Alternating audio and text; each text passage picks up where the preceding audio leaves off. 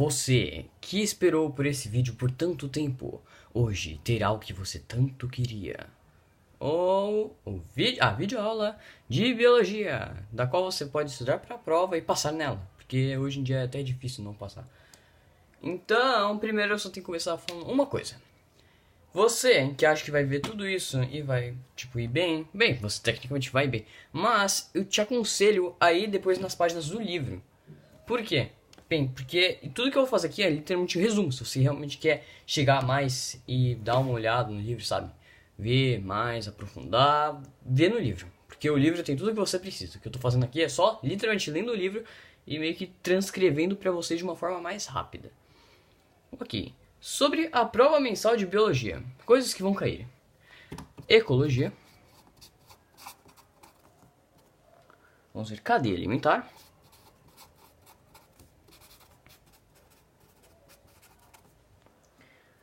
Fluxo energético.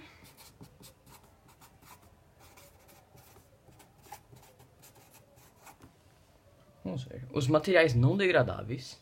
Degradativos.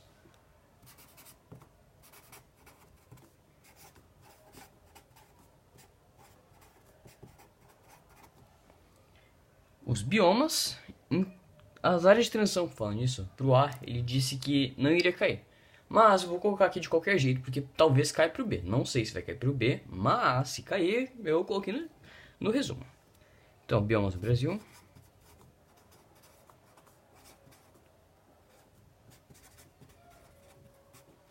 E tipos de poluição.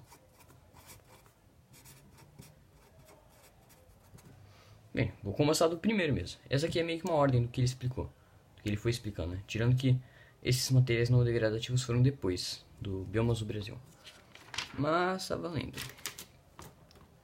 Vamos lá. Sobre o fluxo energético e a pirâmide alimentar. Ecologia e cadeia alimentar.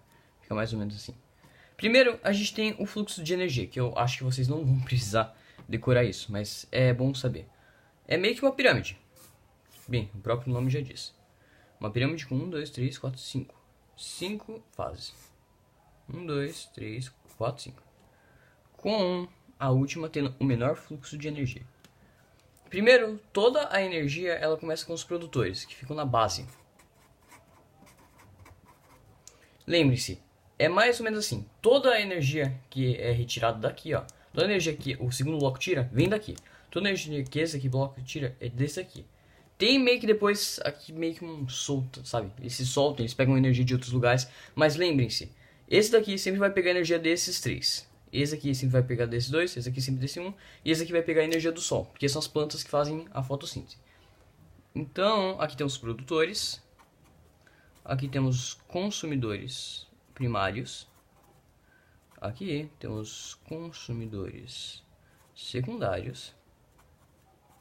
Consumidores terciários e finalmente os decompositores.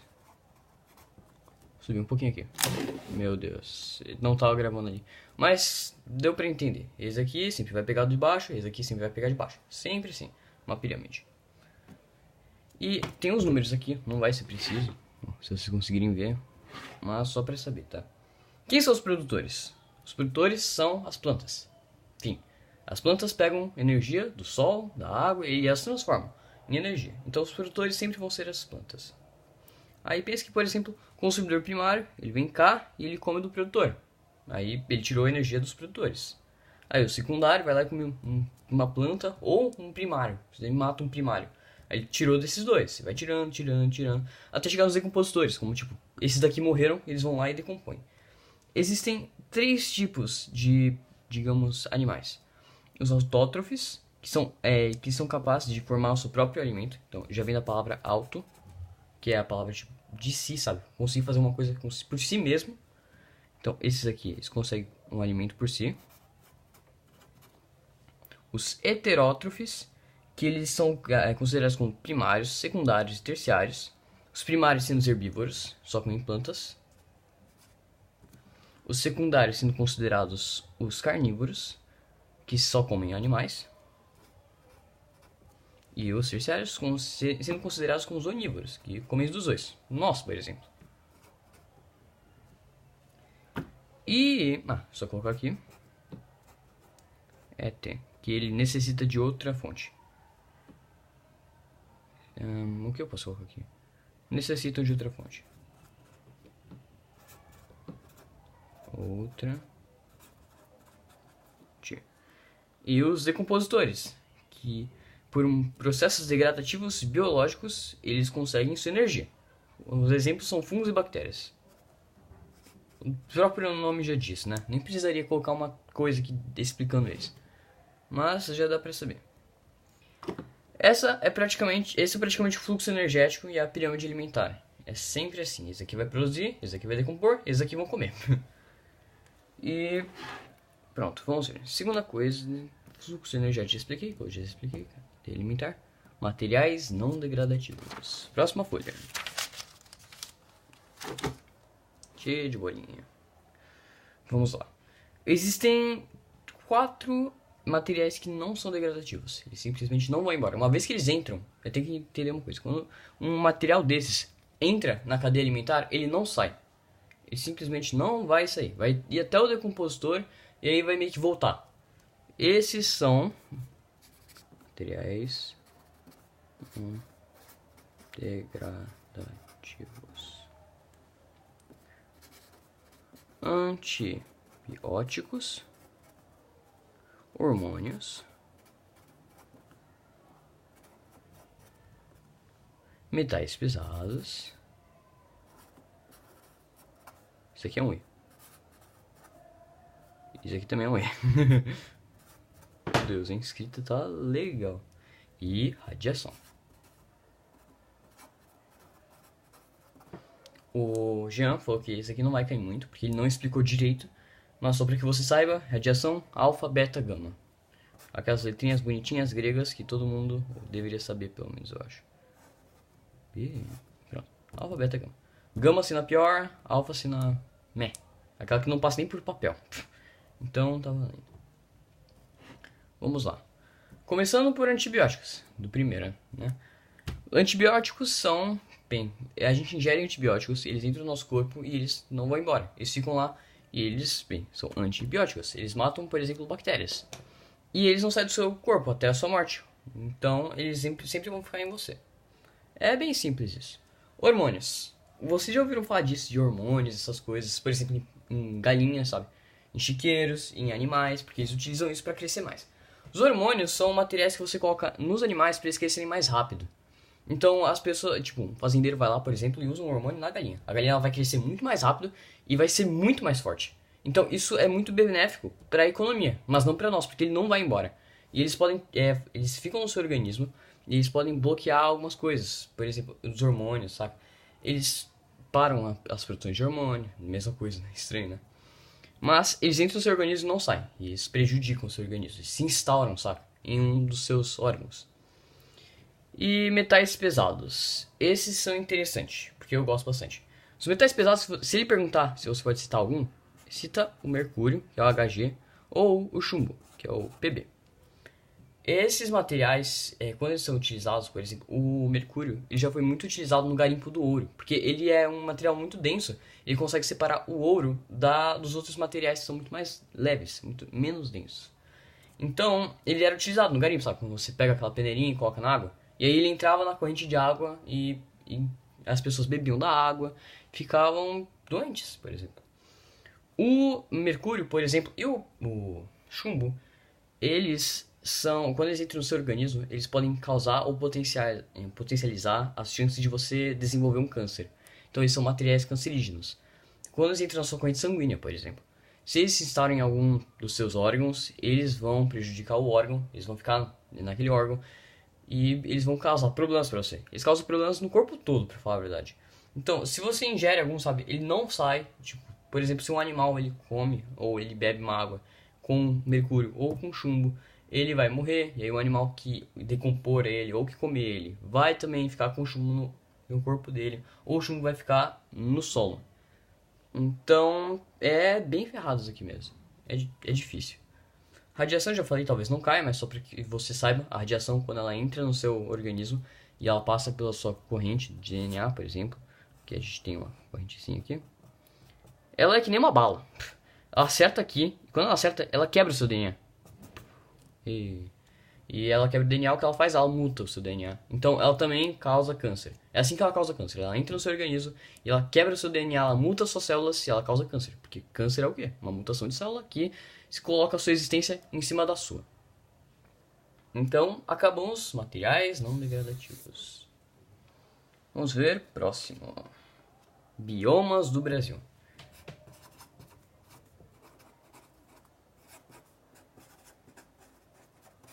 Eu tenho que dizer uma coisa.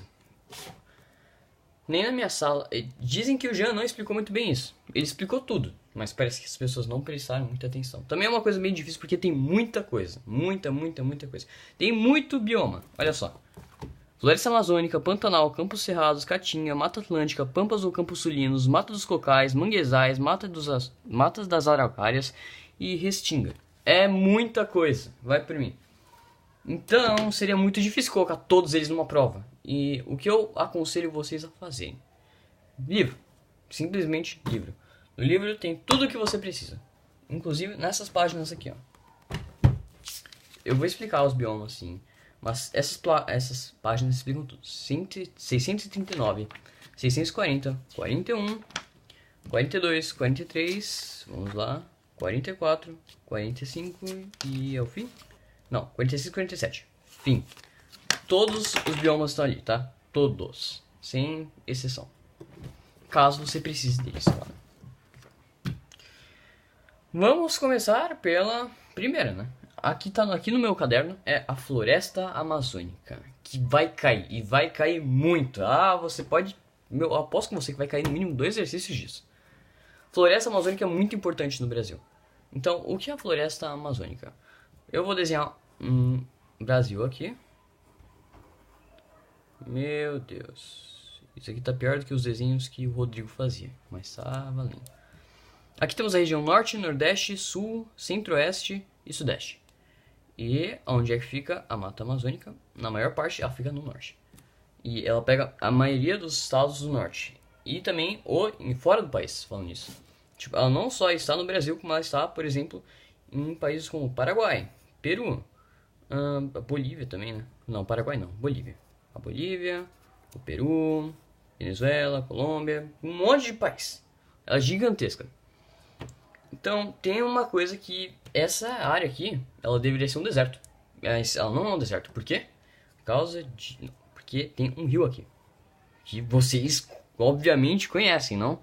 E esse é o maior rio do mundo. O Rio Amazônico. Yay!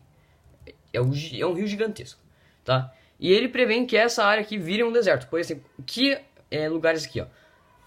Em outros lugares que não tem esses rios, por exemplo, na África, fica mais ou menos aqui, ó. Sabe o que tem aqui? Ao invés de ter uma mata, tem um deserto aqui, que é o deserto do Saara.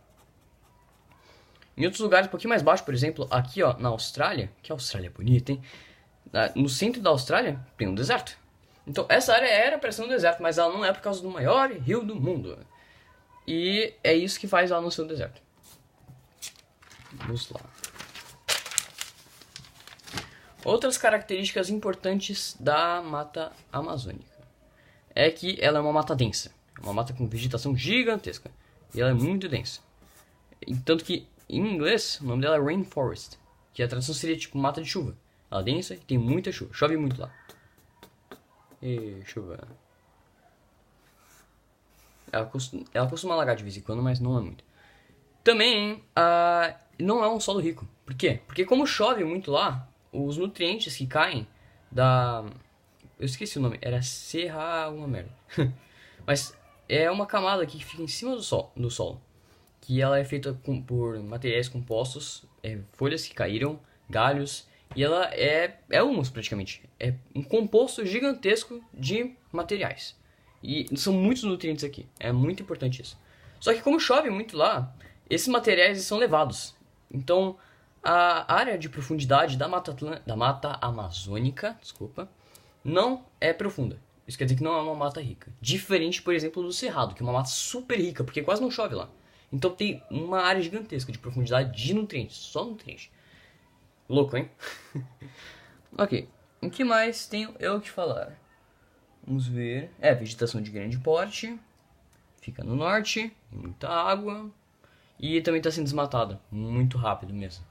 Então tem muita gente cortando árvore lá, aí eles vão lá, pegam a árvore, levam para outros lugares, plantam, sabe? Tipo, eles vão lá, o processo é mais ou menos assim, eles vão lá, desmatam, tiram todas as árvores, limpam, fica aquele campo gigantesco, eles vão lá, ficam plantando, plantam sem parar, até que todos os nutrientes desse solo vão embora, todos eles não tem mais nenhum, e eles abandonam. E aí fica literalmente um lugar, uma planície, sem nada, sem nutrientes, é horrível. Vamos lá. Pantanal. Isso vai ser um vídeo um pouquinho longo, não? Onde fica o Pantanal? Vou desenhar outro Brasil, dessa vez menor e pior ainda. O Pantanal fica nessa região aqui, também chamada de Centro-Oeste. Ela é uma região nativa do Brasil. Só tem no Brasil, até onde eu saiba. E bem, chove pra caramba lá. Chove que é uma belezura. 3/4 do ano lá estão alagados. Caraca, que lindo. Água. Só alagados, totalmente alagados. E só 1/4 do ano que não tá alagado. Interessante, não? No Pantanal você tem... Acho que é jacaré o nome. Jacarés, muitos jacarés, porque alaga. E tem várias áreas de alta, tipo planície, saca? Onde as pessoas andam no 1/4 do ano que não tá alagado. Então é difícil viver lá falando isso. As pessoas andam em jangadas, é interessante. Isso aqui é muito que um resumo, tá? É muito resumo mesmo. Se vocês quiserem ver, vão no livro, porque, meu Deus. Caatinga.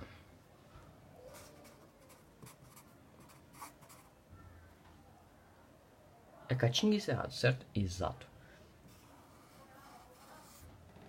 A Caatinga... outro Brasil aqui. Brasil lindo, não? Caatinga é semiárido. É praticamente um deserto, mas não. É literalmente semiárido. Deixa eu ver aqui onde é que estava a Caatinga. Caatinga. Eu sou daltônico, tá ajudando muito, hein? Puta que pariu. Ok, Caatinga. Fica no nordeste do país. E, bem, como eu já falei, é um solo rico. Muito rico. Por quê? Bem, simplesmente porque não chove lá. Não chove lá. Tem muita vegetação árida e não chove. Então os nutrientes vão se armazenando em várias camadas de terra. E fica lá. Tanto que é um dos solos mais ricos em nutrientes do planeta. É muito interessante, não? Vamos lá, próximo. E as minhas páginas estão acabando. Meu Deus, esse vídeo vai chegar a 20 minutos. Caraca. Interessante, não? Floresta... Não. É Mata Atlântica.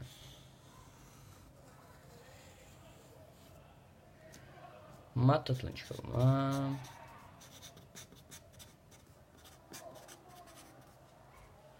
O que aconteceu com a Mata Atlântica? É o que todo mundo se pergunta. Bem, Mata Atlântica, primeiramente, ela ficava em todo o litoral brasileiro. Mais ou menos essa parte aqui. Todo o litoral atlântico. Ela era gigantesca. Não mais, como vocês obviamente sabem. Essa área foi totalmente devastada. Muito devastada. Começou com a chegada dos portugueses aqui em 1500. Quando eles viram que aqui, na Mata Atlântica, tinha muito pau-brasil. E o que eles fizeram? Eles cortaram. Porque é caro pra caramba. Pau-brasil você pegava lá, você vendia na Europa por dinheiro demais. Portugal, durante essa época, 1500, 1600, foi a maior potência do mundo. Isso porque eles tinham as suas colônias. Principalmente o Brasil. O Brasil foi muito importante para Portugal. Depois Portugal faliu. Parabéns. Usaram nosso ouro e nossa madeira muito bem. Mas vamos voltar. Não vamos desviar o assunto. A Mata Atlântica não só foi desmatada durante o período colonial, mas também durante a industrialização do século XIX. Porque o Brasil ele teve vários projetos de industrialização, principalmente no século XIX e XX, com os presidentes que julgavam que ser bons e que iriam industrializar o país, que antes era uma fazenda. Acabou que ele continuou sendo uma fazenda até nos anos 60, por exemplo, com o Juscelino Kubitschek, fez mais ou menos. E ela é totalmente desmatada. Hoje em dia não tem quase nada. Era uma mata densa, falando isso. Era parecida com a Mata Atlântica. A mata amazônica, meu Deus. Só que ela foi embora. Não tem mais, ela não consegue mais se repor. Porque foi muita coisa embora. Pampas ou Campos Sulinos.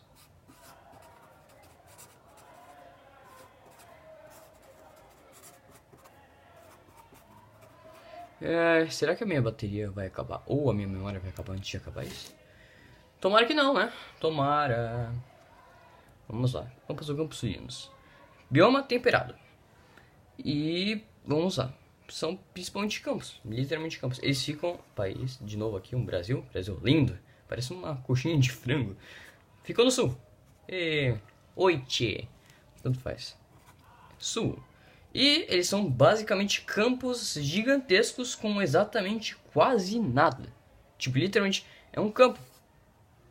Sozinho. Com uma ou duas árvores. Aqui ou ali. Gigantescas. Pois é. Estranho, não? Mas é só isso mesmo. É frio e não tem nada.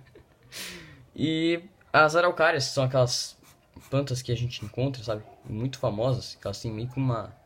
Os galhos delas são mais ou menos assim. E elas têm as folhas assim. Elas são encontradas na transição, tá? Ela não é encontrada nos campos sulinos. Só em áreas de transição. Ih, minha tampinha caiu. Eu pego depois. Acabaram minhas folhas. Eu vou ter que voltar.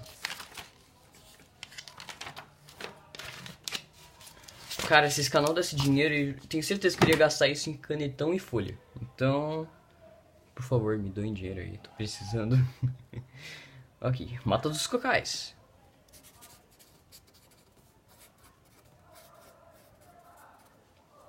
Por que será que tem esse nome? Eu quero que você adivinhe. Por que tem o nome Mata dos Cocais? Eu não vou nem falar. Mas ela é uma transição entre a floresta amazônica, a floresta atlântica e os campos cerrados. Tipo, nossa, com transição, hein? Literalmente, aqui a gente tem outro Brasilzinho bonitinho, esse aqui tá pior ainda. Aqui temos a Mata Amazônica. Aqui nós temos a Mata Atlântica. E aqui temos o Cerrado. Tá vendo esse bagulho aqui no meio estranho que eu vou pintar em preto? Pois é, Mata dos Cocais. Por quê? Porque tem coco lá. Coco. Eu só vou falar dessa porque só aqui tem no meu livro. Ele não explicou depois disso. Se vocês quiserem ver depois, eu tenho quase certeza que ele não vai colocar outras coisas dessas. Mas se você quiser ver depois mais bioma de transição, livro, vamos para a próxima. E o nosso próximo assunto vai ser poluição. E vai ser o último. Oh yeah, poluição. Temos vários tipos de poluição. Mas os tipos que ele vai falar vai ser de poluição do ar, poluição da água e poluição do solo. Ar, água, solo. Do ar vai cair inversão térmica. Da água vai cair eutrofização. E maré negra. E do solo vai cair defensores agrícolas e lixo.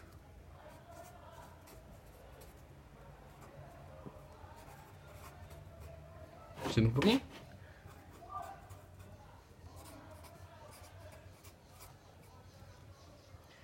Vamos lá. Vamos começar explicando pelo primeiro, claro. Inversão térmica. Quando acontece inversão térmica? Bem, o próprio nome já diz. É quando o ar quente, que deveria estar em cima, e o ar frio, que deveria estar embaixo, invertem. Ou o contrário. Tipo, só eles inverterem. Era por ar quente que se forma no solo, embaixo, ficar quente e subir. E ficar, tipo, renovando esse ar, sabe? Com uma corrente de convecção.